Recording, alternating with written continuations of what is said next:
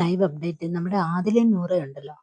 വീട്ടിലെ പഴയ മത്സരാർത്ഥികളെല്ലാം വന്നതിന് ശേഷം അവരുടെ പിന്നാലെ നടക്കാണ്. വീട്ടിൽ ഒരു വിവാഹം ചെയ്യത്തില്ല.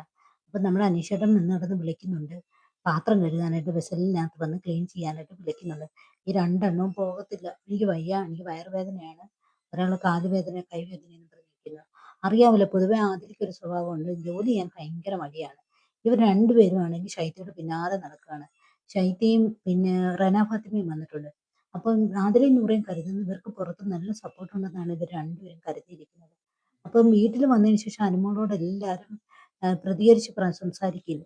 അതുകൊണ്ട് എല്ലാവരും ഇവർ രണ്ടുപേരും കരുതുന്നത് അനുമോൾ എന്തോ തെറ്റാണ്, അനുമോൾ തെറ്റായ രീതിയിലാണ് വെളിയിൽ, അതുകൊണ്ട് അനുമോളുടെ കൂടെ നിൽക്കരുത്, അനുമോളിൽ നിന്ന് ഒഴിഞ്ഞു മാറി നടക്കണമെന്നുള്ള ഒരു ധാരണയിലാണ് ഇവർ രണ്ടുപേരും നടക്കുന്നത്.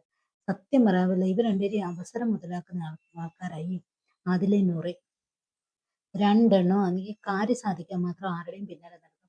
ആരെങ്കിലും വന്ന് അപ്പപ്പോ എന്താണ് പറയുന്നത് അവരുടെ പിന്നാലെ നടക്കും. ഇവര് ഈ പുതിയ ശൈത്യം വന്നതിന് ശേഷം ഒന്നും ഈ അനുമോളെ കൂട്ടത്തേ ഇല്ല. അനുമോൾ എടുക്ക പോയി ഇരിക്കത്തേയില്ല. ഇവര് മാറിയിരുന്ന് അനുമോളെ പറ്റി കുറ്റം പറഞ്ഞുകൊണ്ടിരിക്കുന്നു. അതിലെന്ന് പറയുന്ന പ്രത്യേക സ്വഭാവം എന്ന് പറയുന്നത് ഇങ്ങനെയാണ്, കുറ്റം പറച്ചിലാണ്.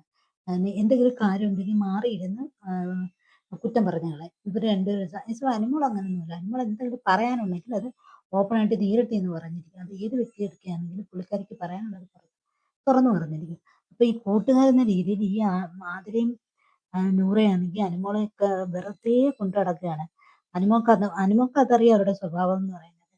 കാര്യം സാധിക്കാൻ വേണ്ടി മാത്രമാണ് ആദിലയും നൂറയും ആരുടെയും കൂട്ടുപിടിക്കുന്നത്. ഈ പറഞ്ഞ ഷാനവാസിനെ പോലും മാറിയിരുന്ന് കുത്തുന്നത് കാണാം ഈ പിള്ളേർ രണ്ടുപേരും.